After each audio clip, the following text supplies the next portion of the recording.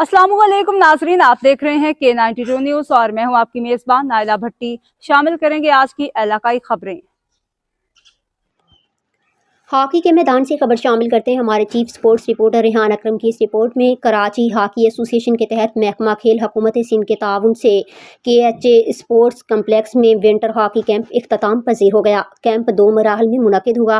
पहला मरहला 1 से 10 दिसंबर जबकि दूसरा 20 दिसंबर से 3 जनवरी तक जारी रहा।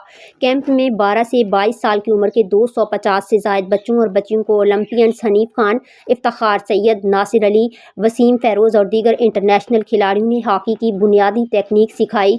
इख्तितामी तकरीब में MQM पाकिस्तान के मेंबर कौमी असम्बली और KHA डिस्ट्रिक्ट ईस्ट के सदर हसन साबिर ने कहा कि मुल्क को सबसे ज़्यादा ओलंपियंस हॉकी के मैदान से मिले।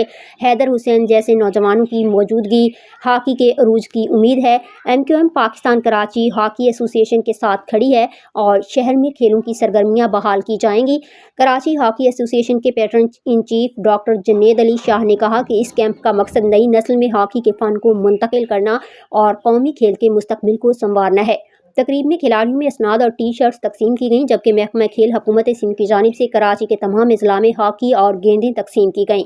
इख्तिताम पर शुरका ने अपने ख्यालात का इजहार किया। कि ये लोग अपने बच्चों को यहाँ पे छोड़ के जाते हैं, ट्रस्ट करते हैं KHA की ऑर्गेनाइजर्स पे, और अगर ये बच्चों को अपने ना भेजें तो फिर ये हॉकी का जो ग्राफ है पाकिस्तान का वो किस तरह से सीधा हो सकता है। मीडिया का बहुत बहुत शुक्रिया जो प्रमोट करते हैं। बड़ा मुझे हौसला हुआ है कि वाकई पाकिस्तान हॉकी जो कि इस वक्त सवाल का शिकार है और इसमें बहुत सारी वजूहत होंगी, लेकिन अगर हम इन फैसिलिटीज़ को इसी तरह यूटिलाइज करेंगे और ये बच्चों में से टैलेंट तलाश करेंगे तो मुझे यकीन है कि एक दिन हम वो वाली हॉकी टीम बनाने में कामयाब होंगे जिसका कि आप हिस्सा थे।